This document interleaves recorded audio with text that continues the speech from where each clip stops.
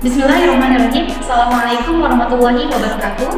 Perkenalkan, nama saya Rantika Nur Asyifa, biasa dipanggil Rantika. Saya dari program studi bimbingan konseling Islam semester 1. Di sini saya akan mempresentasikan mengenai masa Rasulullah, periode Mekah dan Madinah.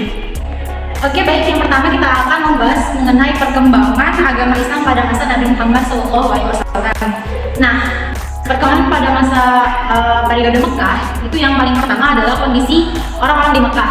Nah, kondisi orang-orang di Mekah itu sebelum datangnya Islam, subhanallah ya teman-teman, bahwasanya kondisi bangsa Arab sebelum Islam datang itu sangat jahiliyah, makanya dikatakan sebagai zaman jahiliyah. Keluarga Rasulullah SAW, ayahnya bernama Abdullah, ibunya Siti Aminah, kemudian juga istrinya bernama Khadijah, memiliki anak, setelah Khadijah kemudian juga istri beliau Aisyah, kemudian punya anak yaitu Fatimah, Sayyidah Fatimah, kemudian pamannya bernama Abu Thalib, kakeknya bernama Abu Thalib. Nah, masa remaja Rasulullah itu Rasulullah dari kecil sudah mandiri karena ditinggal oleh ayah dan ibu, kemudian diasuh oleh kakeknya, kemudian juga diasuh oleh pamannya. Nah, ketika diasuh oleh pamannya, Rasulullah diajak untuk berdagang, untuk lebih mandiri lagi, gitu ya. Nah, kemudian perkembangan agama Islam pada masa Nabi Muhammad juga setelah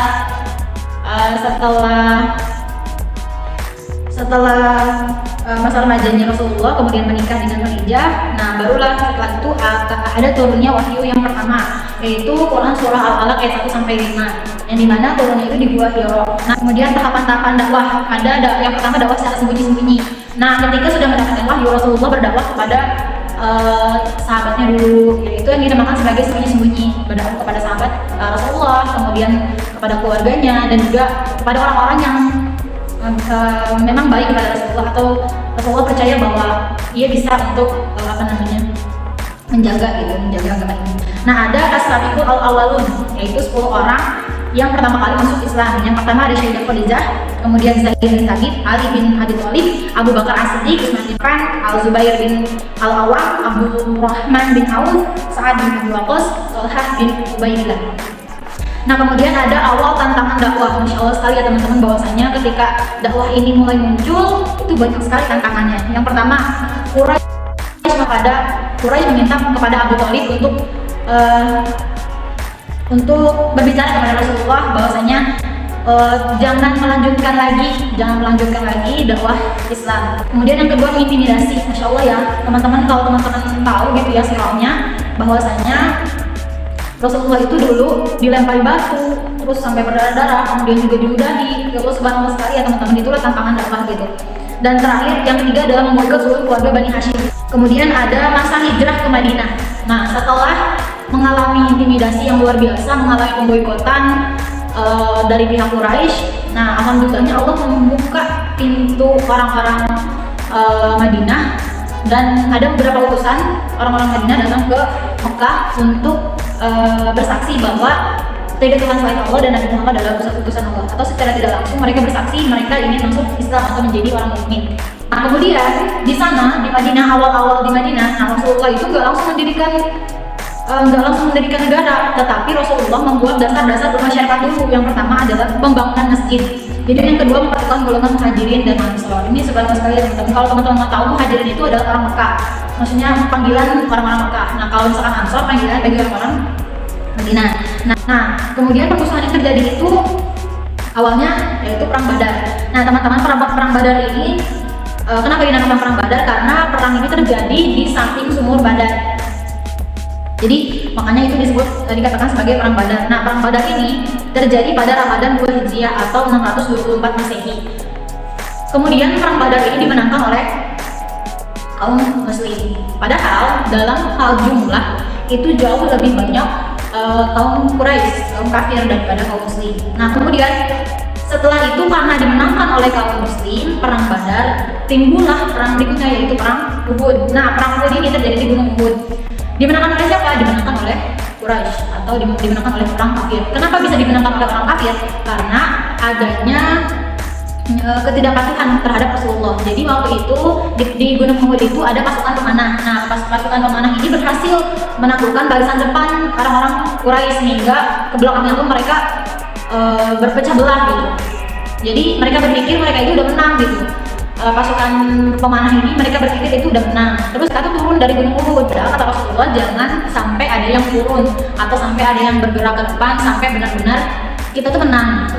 Nah, tapi mereka tuh gak nurut, jadi mereka tuh langsung turun ngambil ghanimah atau harta rampasan perang. Dan akhirnya apa? Akhirnya Khalid bin Walid memutar arah melewati Gunung Uhud, sehingga pasukan Khalid bin Walid itu, pasukan berkuda itu langsung ada di belakang kaum muslimin, sehingga kaum muslimin itu jadi tersudutkan, berada di tengah-tengah, sehingga mundur secara perlahan. Itu Masya Allah sekali teman-teman, sampai Rasulullah itu jatuh ke suatu lubang dan berdarah-darah gitu, karena ya itu gitu, karena ketidakpatuhan para pemanah gitu.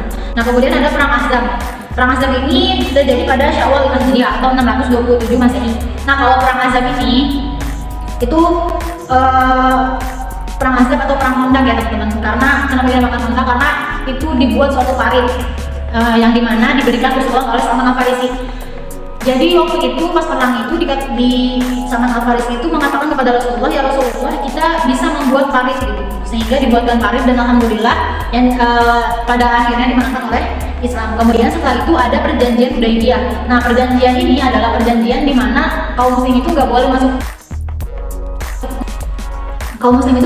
Mekah, dan orang-orang yang mau masuk Islam itu dilarang. Tapi orang-orang yang dari Islam mau kembali lagi kafir itu diperbolehkan. Itu isi perjanjian Hudaybiyah teman-teman. Dan perjanjian Hudaybiyah ini disimpan di dalam Ka'bah. Nah, pada akhirnya perjanjian itu dibatalkan gitu. Kenapa? Karena alhamdulillah atas pertolongan Allah itu dibatalkan. Kemudian ada masa gencatan senjata.